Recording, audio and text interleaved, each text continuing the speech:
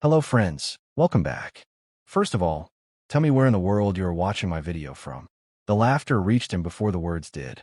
It drifted lightly across the waterfront lawn, mingling with the soft clink of champagne glasses and the hum of expensive conversation. It wasn't loud. It wasn't cruel on the surface.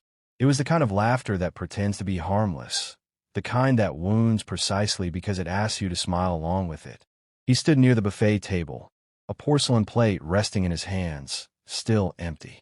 The lights from the white canopy above shimmered against the water beyond the estate, reflections trembling like nervous thoughts that refused to settle.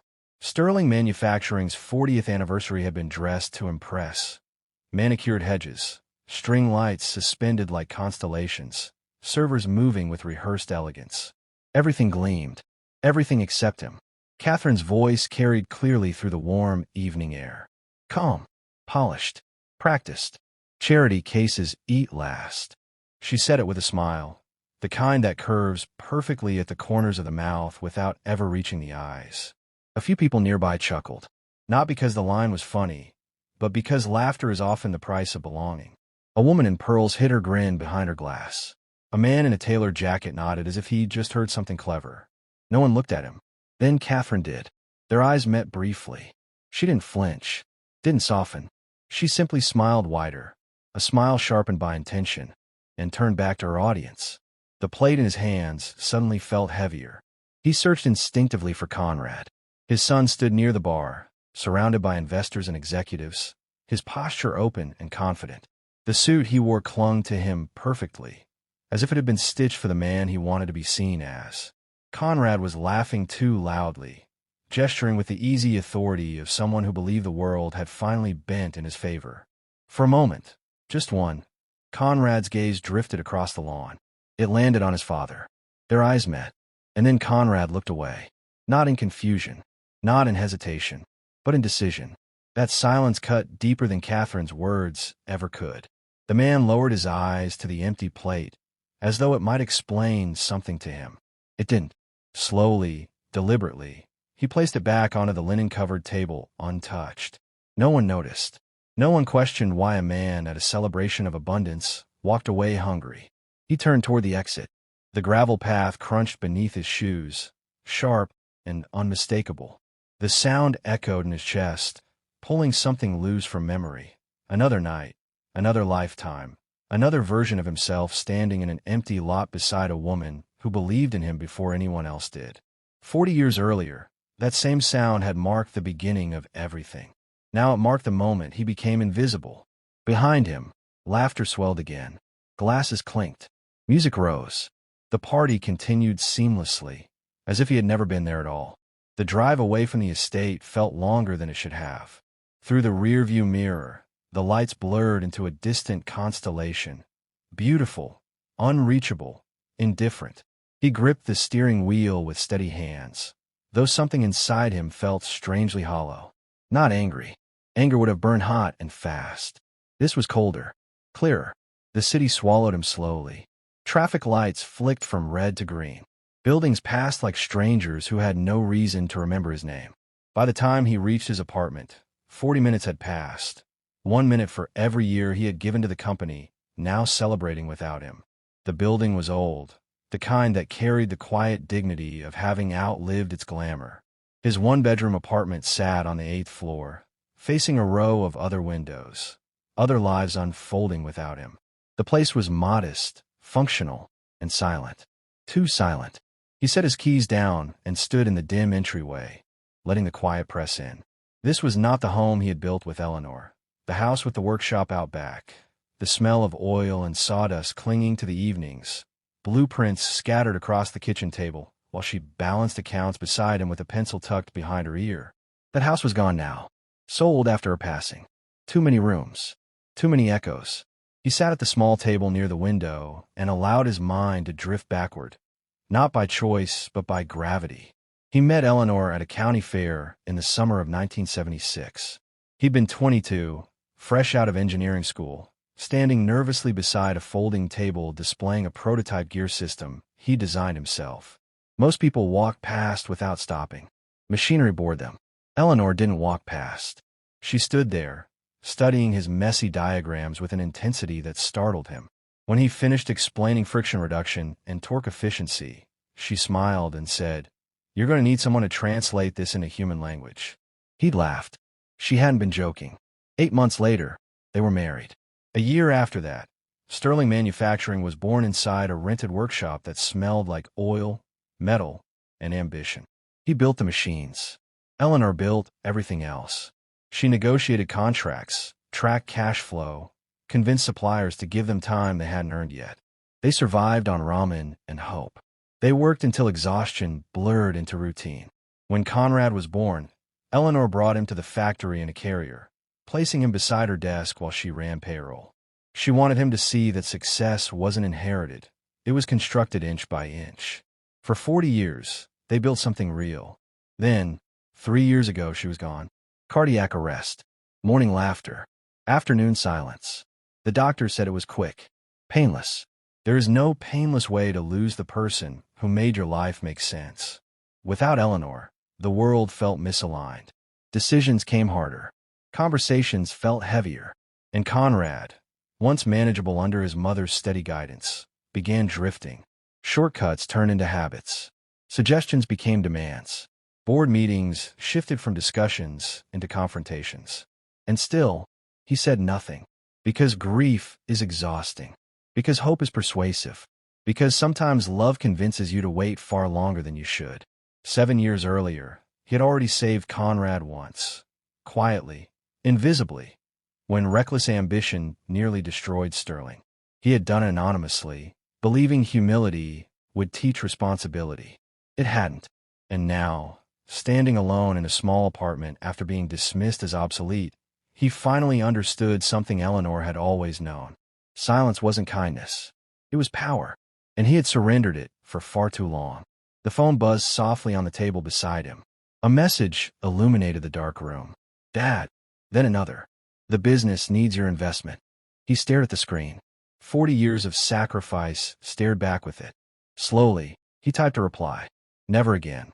Outside, the city lights flickered on, unaware that somewhere above them, a foundation that had stood for decades had just begun to shift. He didn't feel revenge rising. He felt resolve. And for the first time since Eleanor's passing, he didn't feel lost. He felt awake. The humiliation had not begun at the anniversary party. That night only revealed it. The truth had started 3 days earlier, inside a house that gleamed with modern success.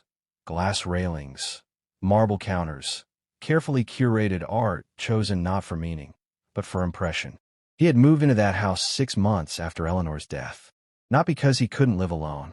Not because he was helpless. Because his son had asked. "Dad, you shouldn't be by yourself," Conrad had said gently. "And Tucker would love having you around." He had wanted to believe that. Wanting to believe is often the most dangerous thing a parent can do. The guest room on the second floor became his entire world. After 40 years of marriage, of shared closets and shared silence, everything that mattered fit into 2 suitcases. The rest, the memories, the routines, the unspoken conversations, stayed behind in a house he could no longer bear to sleep in. For a while, the arrangement seemed fine. Polite dinners, brief conversations, controlled warmth. But politeness, he learned, is not the same as belonging. The morning it ended, the house was still half asleep. Sunlight barely touched the edges of the windows. The air smelled faintly of coffee brewing somewhere below. He descended the stairs quietly, careful not to wake anyone, a habit formed from years of rising early at the factory. Catherine was waiting. Not seated, not busy, waiting. She stood near the bottom of the staircase, as though she had positioned herself precisely where he could not avoid her. Her posture was perfect, her expression neutral, rehearsed. "Richard," she said. "Not Dad. Not kindly. Just his name. We need to talk." He set his mug down slowly, sensing the shape of what was coming before the words arrived. "All right," he replied. Neither of them sat. "This isn't working," she said. The sentence was clean, efficient, delivered the way one might discuss a malfunctioning appliance. She continued quickly, as though afraid hesitation might soften her resolve. "Conrad and I have talked. Having you here is difficult. We entertain clients regularly, important people. And frankly, Your presence makes some of them uncomfortable. He felt the sting, but remained still. She pressed on. You talk about the old days. The factory beginnings. It doesn't project the image we need anymore. This is a modern company now. Then she said the words she had practiced. Your time is over. This is Conrad's era. Each syllable landed with surgical precision. Not shouted. Not cruelly raised. Just declared. He searched her face for discomfort. Some flicker of guilt. There was none. Footsteps sounded in the hallway. Conrad appeared in his robe, coffee in hand, eyes still heavy with sleep. He paused when he saw them standing there. Their eyes met. For a moment, just a moment, hope stirred. Then Conrad looked away. The silence stretched unbearably long. Conrad, he said quietly. His son cleared his throat. I think it's probably for the best, Dad. A new chapter. For everyone. That was it. No defense. No hesitation. No gratitude for 40 years that had made this house, this lifestyle, this comfort possible. On the staircase above them, a shadow shifted. Tucker, 11 years old, barefoot, half hidden behind the railing. He had heard everything. Their eyes met briefly. The boy's expression tight, uncertain, burdened by confusion too heavy for his age. Catherine noticed. Tucker, she snapped gently but firmly. Go finish getting ready. The boy disappeared without a word. Something twisted inside the man's chest. Not for himself, but for what that moment would teach a child about loyalty. He nodded once. I'll pack my things. It took less than an hour. 2 suitcases. 40 years of living reduced to carry-on weight. No photographs from the walls. No lingering in the doorway. He walked out the front door quietly, like a guest overstaying his welcome. Conrad stood in the doorway watching. Still silent. Still choosing absence. He drove until the house disappeared from the mirror. That afternoon, he found the apartment downtown. 8th floor. 1 bedroom. A place where no one would tell him his time was over. 3 days later, he attended the anniversary party. And 3 days after that, after the laughter, after the empty plate, after being made invisible, his phone buzzed again. A text from Conrad. Dad, we need to talk. Then another. Quarterly numbers came in short. Need a bridge loan. $30,000. Just to smooth things over with the bank. A pause. Family helps family. He read the message 3 times. $30,000. 3 days after being asked to leave. 3 days after being told his era had ended. 3 days after packing his life into 2 suitcases. He set the phone down and stood by the window, watching traffic crawl below like ants unaware of the storm forming above them. What Conrad didn't know, what he couldn't possibly imagine, was that the anonymous investor his company owed more than $16 million to was standing barefoot in a modest apartment, reading a request for pocket change. The irony was almost unbearable. He didn't feel rage. He felt clarity. There is a term in finance for this moment. Good money after bad. You don't keep lending to someone who has proven they will never learn. You don't keep rewarding entitlement. And you don't confuse mercy with obligation. The account of tolerance, built over 68 years, was empty. He picked up his phone, but he didn't call his son. He called his attorney. Kenneth, he said when the familiar voice answered. It's time. There was a pause. The buyout clause. Kenneth asked. Yes. You're sure? He thought of Eleanor, of the gravel crunching beneath his shoes, of Tucker watching silently from the stairs. I've never been more sure. 40 minutes later, the email was drafted. Clean, professional, merciless in its precision. Cornerstone Equity Group was exercising its right to full liquidity. 45 days, $16.2 million, or for sale. When he hit send, the sound was soft, barely a whisper, but he knew exactly how loud it would be when it landed. He sat back in his chair, the apartment quiet around him. Tomorrow morning, Conrad would open that message and finally understand what it meant. To ask the wrong person for help. The email arrived at exactly 9 o'clock in the morning. Conrad would have been drinking his first coffee, the expensive kind he insisted on importing, probably still riding the satisfaction of believing he had handled the problem.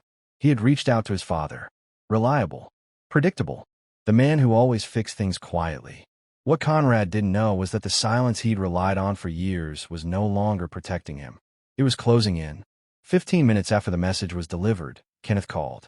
He's already tried to reach you 3 times, he said. I'll answer when I'm ready, the man replied calmly. An hour later, the phone rang again. He let it ring twice. Dad, Conrad said the moment he picked up. His voice was tight, controlled, the tone of someone pretending not to panic. Did you see this email? Some investor just demanded $16 million. 45 days, or they force a sale of the entire company. I saw it. This is insane. I don't even know who these people are. Cornerstone Equity. I need time to figure out how to handle this. I was hoping maybe you could. I can't help you with that. Silence. Then what? I can't help you. But Dad, this is the company. Our company. 45 days, he said quietly. That should be enough time to figure something out. Then he ended the call. During the first week, Conrad went to the banks. Kenneth relayed everything, professionally, dispassionately, as the situation deteriorated. Once word of the for-sale clause surfaced, credit lines froze. Lenders backed away. No institution wanted exposure to a company that might not exist in 6 weeks. In the second week, Conrad chased investors. But investors asked questions. They demanded books, explanations, rationales. Why would a major shareholder demand liquidity now? Why trigger a for-sale unless something was wrong? Each meeting ended the same way. Polite smiles, delayed responses, eventual silence.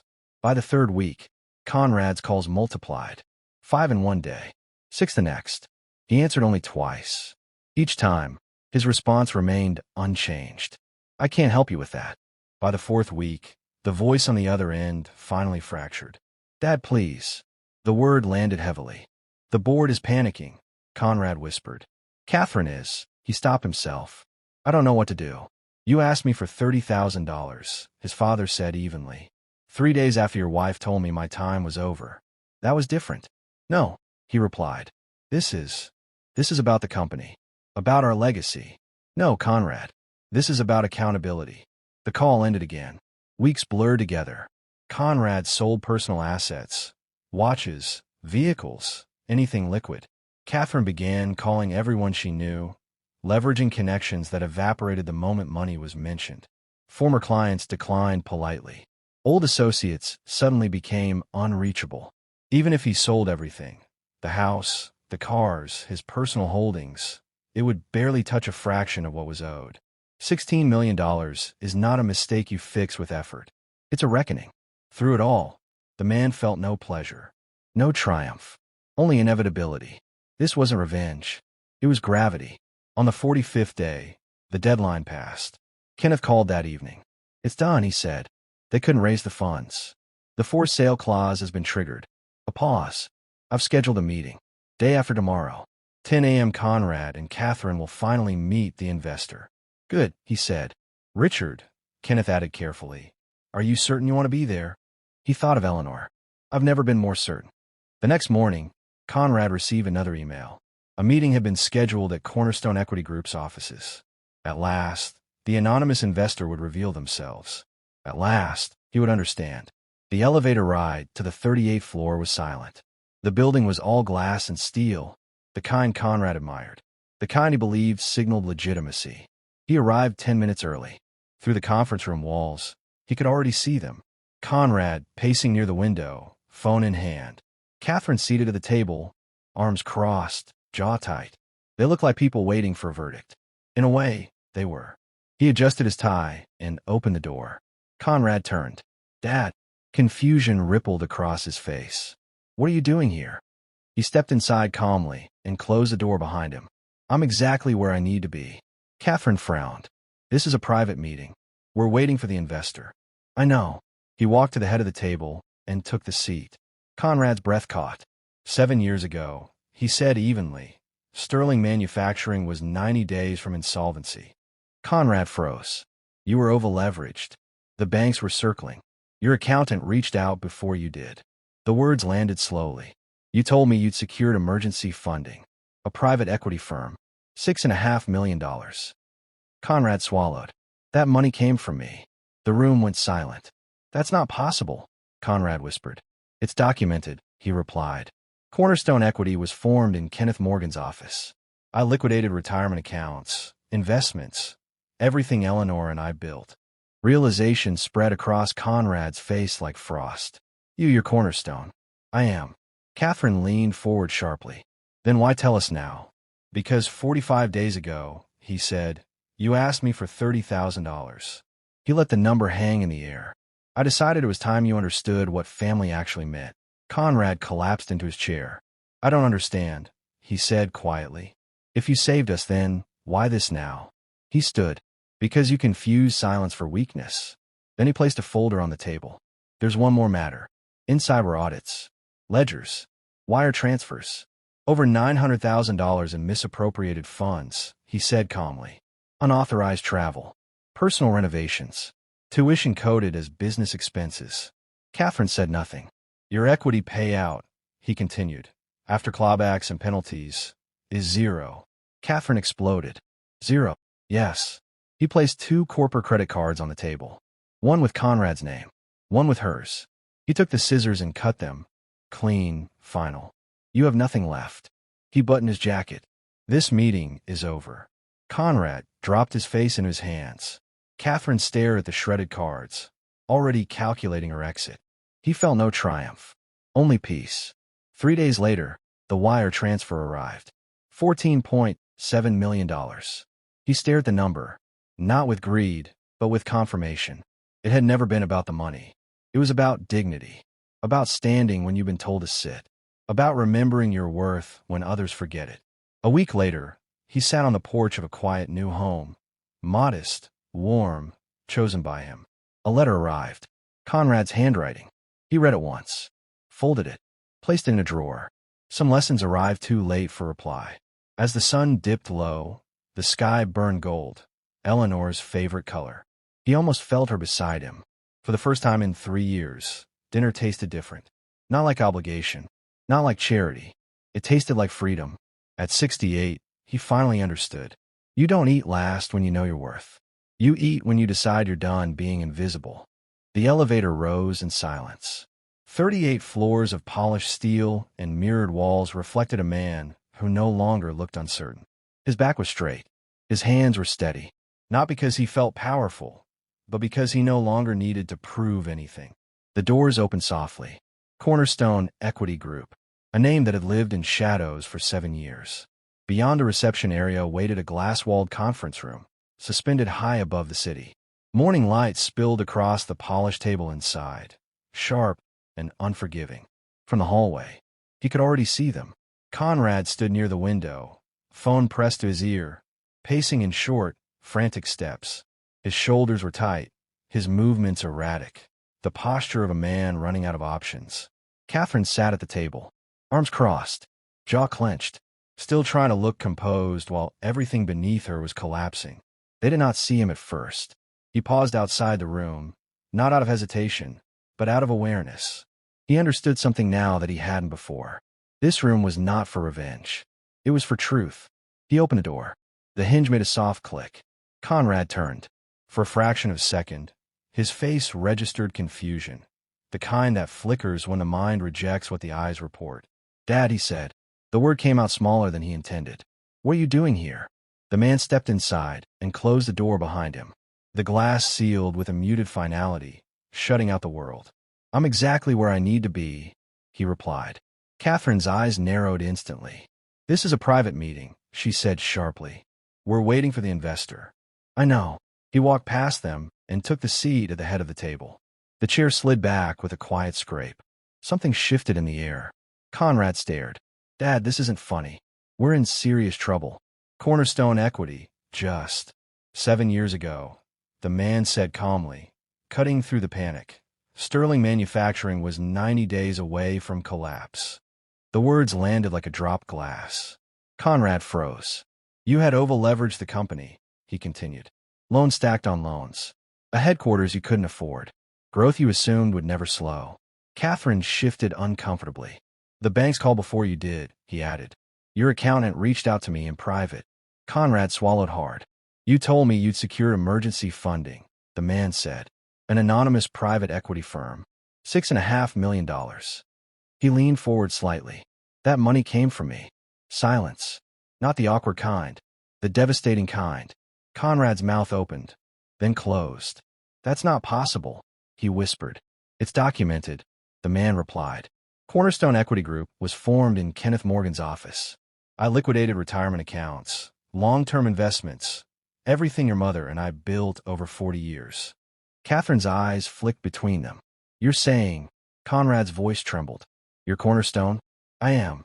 The truth settled slowly, like dust after an explosion.